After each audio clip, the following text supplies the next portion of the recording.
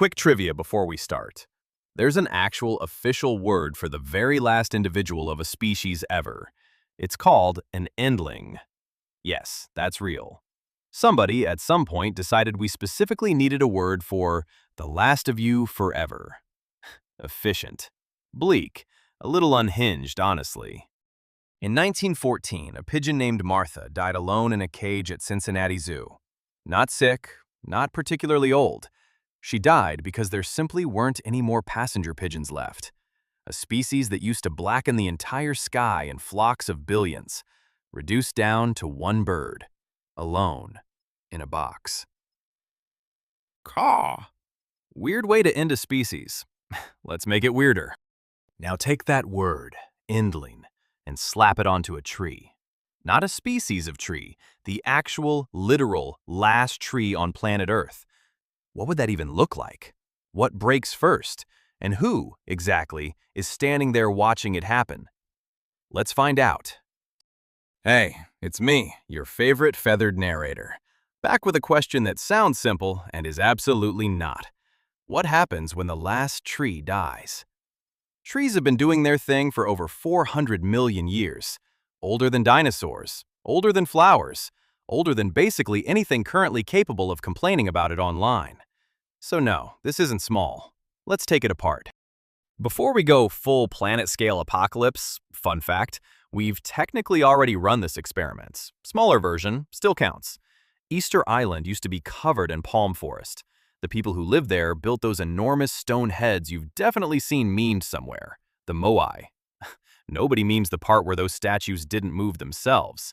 That took logs, ropes, sleds, canoes, all wood. So they cut. A lot. Faster than the forest could regrow, because forests are famously uninterested in being rushed. Eventually, no more big trees, no canoes, no deep-sea fishing, less food. You can see where this is going. The soil, with nothing left to hold it down, just washed into the ocean. Nobody sat down and planned to wreck their own island. It happened one perfectly reasonable-sounding tree at a time, until someone looked up and went, "Wait, where did they all go?" Foreshadowing. Noted. Okay, take that Easter Island story and run it planet-wide. First, dirt. Roots hold soil in place like nature's Velcro. Remove the trees, remove the Velcro, and rain just runs straight off. Hills slide. Rivers go from blue to chocolate milk real fast. Which is generally not what rivers are supposed to do. Second, genuinely my favorite piece of trivia in this whole script. A single large tree can pull hundreds of liters of water out of the ground and exhale it into the sky every day. Multiply that by trillions of trees, and forests are quietly running an invisible plumbing system for the entire planet. Rivers made of vapor, drifting hundreds of kilometers before falling as rain somewhere else. Scientists call some of these flying rivers. Great band name. Terrible thing to lose.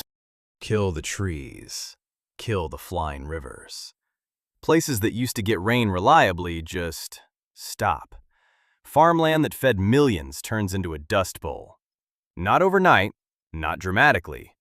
Just slowly enough for everyone to argue about whether it's really happening. Third, the air.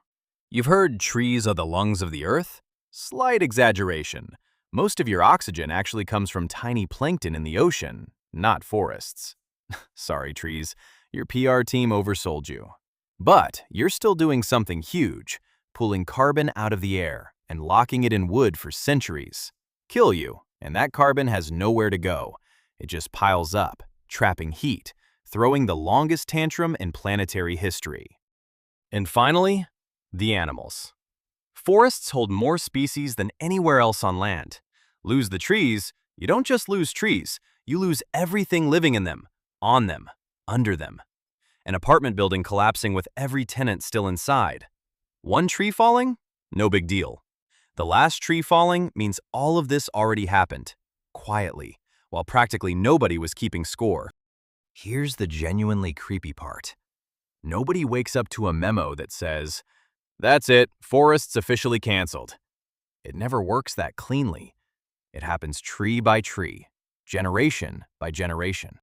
There's an actual term for this, shifting baseline syndrome. Every generation assumes whatever they grew up with is normal, even when it's already a watered-down rerun of what came before. Your grandparents remember rivers packed with fish. Your parents remember more birds, more green, cleaner air than you've probably ever seen.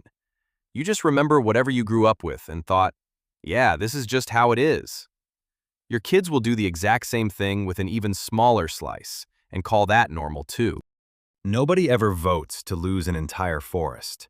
It just erodes, one shrugged-off new normal at a time, until it stops registering as a loss at all. That's the actual mechanism behind a whole planet strolling toward one lonely final tree. Not one big villain decision. A few billion tiny forgettable ones. Say it actually happens, though. Trees gone. What does that do to us? Not the economy, not agriculture, something weirder, your actual brain. Here's a fact that's less sad than it is unsettling. There's a real clinical term, solastalgia, for a very specific kind of homesickness, the one you get when your home doesn't move, but quietly changes shape around you until you don't recognize it anymore. Same coordinates, different planet. People who've lived through drought zones and vanishing coastlines report this literally, like a diagnosis. Homesick, without ever leaving. Kind of a horror movie premise for a mental health term. And the flip side is just as strange. There's another theory, biophilia, claiming humans have a hardwired, practically involuntary craving for green stuff around us. Because for 99.9% of human history, the living world was the entire internet, mall, and therapist's office we had. Studies keep finding the same pattern. Put people near actual plants, their anxiety drops, their memory sharpens. Like trees are running a background update on your brain you never agreed to install. So take the trees away, and you're not just redecorating the planet. You're unplugging some feature of your own operating system you didn't know you were running. Also, plot twist, trees were never just biology to us. At some point, practically every civilization on Earth independently decided that one tree secretly holds the entire universe together. Norse mythology's got Yggdrasil, one tree, roots and branches touching every realm that exists. Buddhist traditions got the Bodhi tree, the actual physical spot where a guy sat down and solved suffering as a concept. Genesis has a tree of life. Ancient Egypt had sacred trees marked as the border between being alive and being extremely not alive anymore. Different centuries, different continents, zero coordination. Everyone landed on the same idea, an old, patient tree, quietly watching everyone else come and go. Which means, when people picture the actual last tree finally toppling over, on some weird instinctive level, it doesn't register as landscaping news. It registers like watching background lore quietly delete itself. And here, just for a second, I promise, let's get real. This question was never really about trees. It's about endings you can see coming from a mile off, but very deliberately choose not to look at directly. There's a theory in psychology for this, terror management theory, the idea that humans build entire religions, legacies, whole civilizations, partly just to avoid sitting with one plain fact. Everything ends, including you. The last tree is just easier to picture than your own last day. Safer place to park a scary feeling. Okay, deep breath, moment over. Let's bring it back. So, what actually happens when the last tree falls? Dirt erodes, rain stops showing up where it used to, air gets heavier. Some very confused ecosystem quietly gives up.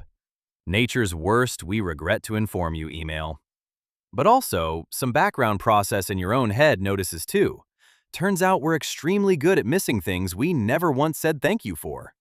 Kind of our whole species' personality trait, honestly. Good news, we're not there yet. Trees are still standing. Statistically, one is probably near you right now, minding its own business, not even trying to be symbolic. Caw! Go say hi to one today. Weird flex, but free. And if this made your brain do a weird little loop, you already know the deal. Watch, laugh, subscribe.